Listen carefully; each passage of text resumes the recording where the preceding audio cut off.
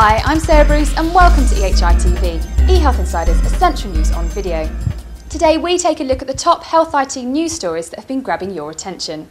This week, two big government documents were published, one which affected healthcare IT more than the other, but both of which outlined how the NHS would take shape during a time of austerity. Our third most read news story comes from the Comprehensive Spending Review. Although the NHS spending has been ring-fenced, Osborne announced that £1 billion would be taken from the NHS capital budget to be spent on joint working with social care services. Osborne confirmed that the NHS would receive real increases in funding, but said it would be expected to find efficiency savings of £20 billion and improve productivity. Union Unite was one of the first to criticise the review and said that the coalition should stop peddling the myth that the NHS is ring-fenced from the cuts. The union added that its NHS members are already receiving at-risk letters and at local level they are also seeing job losses.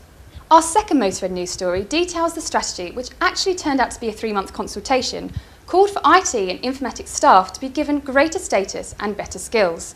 It adds that information is a vital component of all care and business processes, and that carers and patients not only need good information, but a culture that enables people to make use of it. However, our top most read news story this week steers away from the political announcements and once again focuses on the National Programme for IT.